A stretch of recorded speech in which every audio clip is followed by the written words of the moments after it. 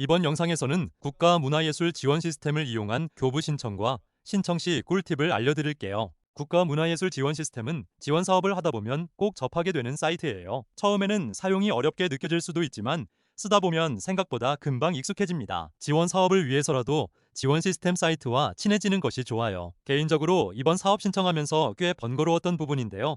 바로 활동 실적 등록입니다. 공고문에 링크 클릭하면 해당 페이지로 이동돼요. NCAS 관리 번호는 국가문화예술 지원 시스템에서도 확인 가능하니 참고해주세요. 작년도 예술작품과 수상 및 타 지원 사업 이력, 음원 유통 실적, 예술 활동으로 인한 총 수입을 작성하는 페이지입니다. 최대한 자세하게 작성해서 여기에 저장된 내용을 PDF 파일로 추출해야 돼요. 이 설문조사 응답 완료증도 필수로 제출해야 하기 때문에 꼭 해주셔야 합니다. 생각보다 금방 끝나지 않아서 꽤 귀찮았어요.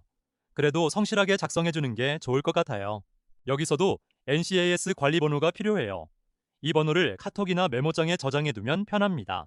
수입 금액을 작성하는 부분도 있는데 금액 단위 설명이 있으니 잘 참고해서 작성하면 돼요. 이 서류도 필수 제출 서류라 나중에 교부 신청 때 꼭 제출해야 합니다. 신청서는 국가문화예술 지원 시스템에서 온라인 접수만 진행이 됩니다. 굉장히 신경 써야 할 부분은 필수 제출 서류 중 한 가지라도 미제출 시 지원 대상 심의에서 바로 제외가 된다는 겁니다. 주민등록 등본은 꼭 사업 공고일 이후 발급된 서류로 제출해야 합니다. 국가문화예술 지원 시스템에 로그인 후 해당되는 재단을 선택해 주시면 됩니다.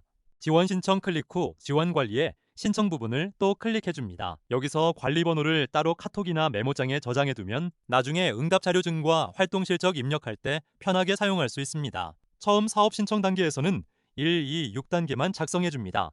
3에서 5단계는 교부 신청 때 작성해요. 첫 번째 신청 개요 부분은 굉장히 쉬워요. 공식 연락처, 사업 담당자 정보를 기본 정보에서 가져오기 눌러주시면 돼요. 그 다음 자신이 해당하는 신청 사업 분야, 세부 분야, 유형을 카테고리 안에서 선택해 주시면 돼요. 다 작성하셨으면 꼭 저장 후 넘어가 주세요. 사업 운영 계획 부분 작성도 어렵지 않아요. 신청서에서 작성했던 사업 요약, 사업 목적 및 기획 의도, 세부 사업 내용의 글들을 그대로 복붙해 주세요. 수임 예산 작성도 어렵지 않아서 그냥 넘어갈게요. 지출 예산 작성은 헷갈릴 수 있어요. 중요한 부분이라 자세히 설명해 볼게요. 문화재단마다 교부 신청 금액이 다를 수 있어요.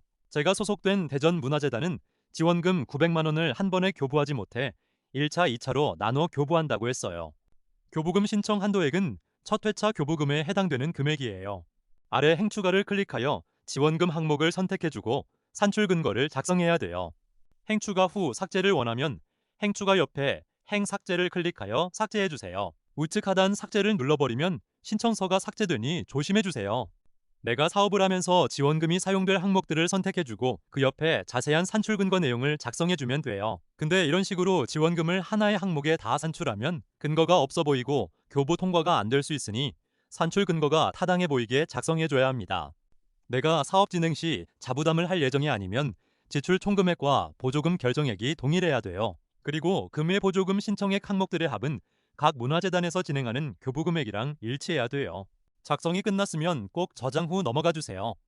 마지막 교부 신청 단계에서는 집중력을 끝까지 유지하는 게 아주 중요해요. 필수 제출 서류 중 하나라도 누락하지 않고 모두 잘 첨부하여 제출해야 합니다. 모든 서류를 잘 첨부했는지 또 확인하고 캡처까지 해서 확인하세요. 이제 사업 신청에 도움이 될 꿀팁을 알려드릴게요. 올해 특히 문제가 많아 뉴스까지 나왔던 예술활동 증명서입니다. 갱신을 위한 증빙자료 검토가 까다로워진 듯해요. 갱신 때 제출해야 하는 증빙자료를 차곡차곡 잘 모아두고 유효기간이 임박하기 전 여유있게 갱신 신청을 하는 것이 좋아요. 사업 신청 때 갱신을 신청하면 마감일 전에 갱신이 안 돼서 신청을 놓칠 수 있으니 꼭 미리 해둬야 해요. 자신의 예술 분야에 해당하는 창작 활동을 꾸준히 이어나가 주세요. 규모에 상관없이 공모나 지원 사업 이력이 생긴다면 더 좋아요. 창작 경력이나 수상 경력, 지원 사업 선정 이력이 많지 않아도 걱정하지 마세요. 신생 창작가들도 충분히 사업에 선정될 수 있어요. 경력이 풍부한 예술가와는 다르게 접근을 하는 것이 좋습니다. 새로운 시도, 실험적인 창작 활동으로 자신의 가치를 제시하는 신청서를 작성해 보세요.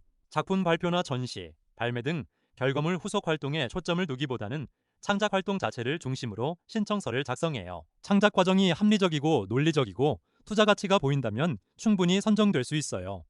결과물의 수가 얼마나 많은지보다 사업 이후 어떤 계획을 가지고 있는지에 초점을 맞추면 좋아요. 심사위원들은 단발성 창작 활동보단 지속 가능한 창작 활동을 할 수 있는 예술가를 선정하려고 해요. 사업 목표 달성 후 어떤 활동을 이어나갈 것인지 구체적이고 계획적일수록 높은 평가를 받을 수 있어요. 결국 지원 사업은 이미 성공한 사람을 뽑는 것이 아니라 지원금을 통해 더 성장할 가능성이 있는 예술가를 찾는 과정입니다. 다섯 번째로 신청서 작성 시 표와 이미지를 적극 활용하는 것이 좋아요. 텍스트만 가득한 신청서는 설득력과 전달력이 떨어져요. 표와 이미지를 적극 활용하면 가독성과 전문성까지 높아져 좋은 인상을 남길 수 있어요. 표와 이미지가 사업의 서사까지 보여줄 수 있는 형태로 사용된다면 아주 높은 점수를 받을 수 있어요. 마지막으로 나에게 유리한 지역을 찾는 거예요. 올해 각 지역마다 신청수와 선정자 수를 찾아서 비교를 해봤는데 경쟁률 차이가 꽤 컸답니다. 아무래도 인구수가 많은 서울 지역 경쟁률이 제일 높았고 그 다음으로 경기 지역이 높았어요. 생각보다 부산 지역의 경쟁률이 엄청 낮아가지고 놀랐답니다. 그 외 충청도와 전라도 지역도 낮은 경쟁률을 보였어요. 만약 사업 공고 전 경쟁률이 낮은 지역으로 전입신고가 가능하다면 자신한테 유리한 지역을 찾아서 지원해보는 것도 좋은 전략이 될 것 같아요. 직장 생활이나 예술 활동으로 수도권에 지내는 분들이 많은 것으로 알고 있는데 사업 공고 전부터 사업 기간 동안 연고지나 지방으로 주소지 이전이 가능하다면 이 방법을 꼭 추천드려요.